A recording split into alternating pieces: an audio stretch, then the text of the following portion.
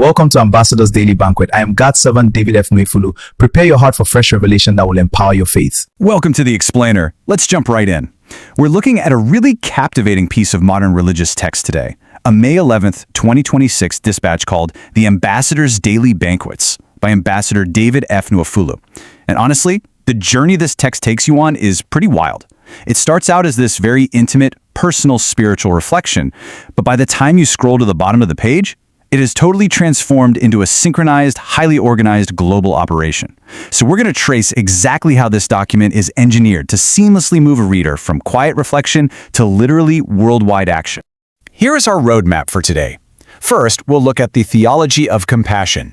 Then, personal faith and salvation. Third, we'll explore resources and global missions. And finally, we'll examine the worldwide prayer network. Let's kick things off with Section 1, the Theology of Compassion. Before the text asks the reader to do anything at all, it lays down a specific philosophical framework, and it's all built entirely on this one verse from Matthew 14:14. The argument here is crystal clear. True miracles are birthed entirely from compassion. It points to the biblical account of Jesus, arguing that he was moved to heal by genuine love, not, some desire to put on a public performance or gain popularity. By starting here, the author is basically framing everything that comes next, all the massive global networks and missions, as pure extensions of this one driving force, compassion for human pain. Then, the author draws a really sharp line in the sand. On one side, you've got what's labeled empty religion.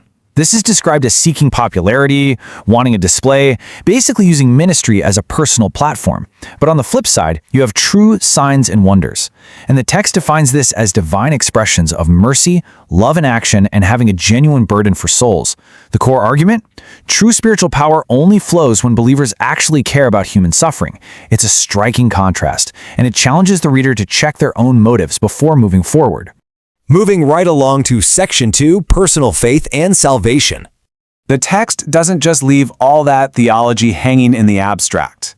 It shifts to direct action, giving the reader 3 very specific steps. Step 1 is an internal shift, literally asking God to align your heart with His compassion. Step 2 is external, serving people genuinely, motivated only by love. Again, totally rejecting that recognition-seeking mindset we just talked about. And step 3 is a spiritual petition, praying for that divine compassion to actually manifest into tangible signs and wonders. It's a methodical progression, perfectly designed to move you from just passively reading to actively participating. And this is where things culminate.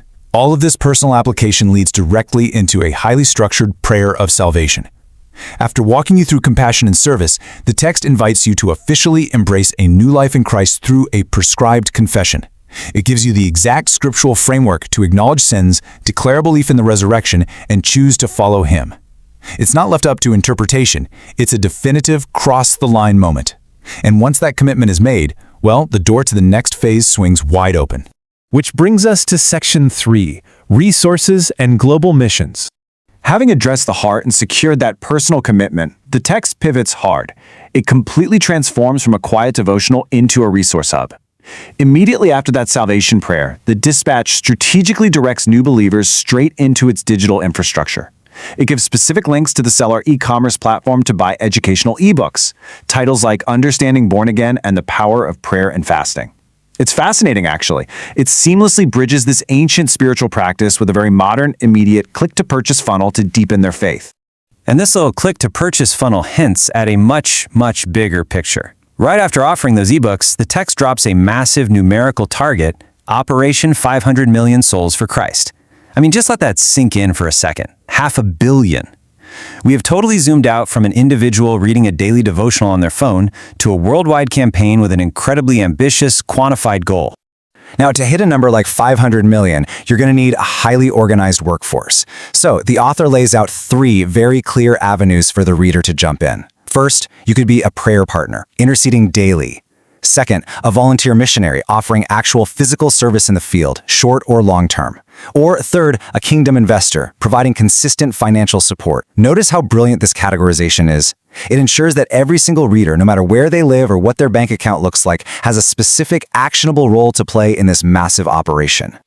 And finally, we reach Section 4, the Worldwide Prayer Network.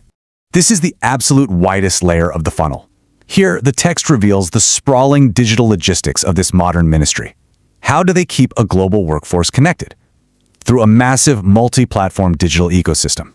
They're routing followers into highly specialized WhatsApp groups. There's one for midnight prayer, one for tongues declarations, and even one called Ambassadors Business Tycoon for networking.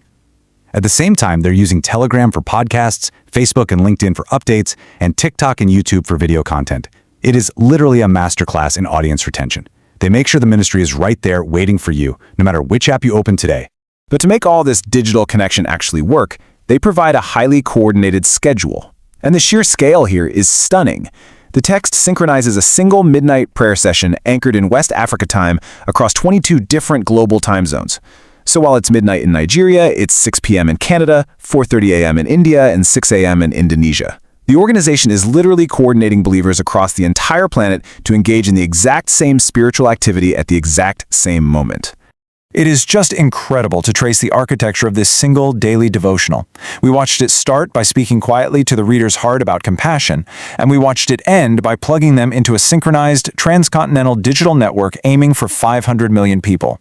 So as we wrap up our breakdown of this highly organized dispatch, I want to leave you with this. How does this seamless merging of intimate, personal spiritual messaging with highly coordinated global digital strategy shape the very future of modern faith? It's a fascinating evolution to witness. Thanks for joining me on this explainer, and keep Thank you for watching. Please share, like, and comment. Your host, God7, David F. Wafulu.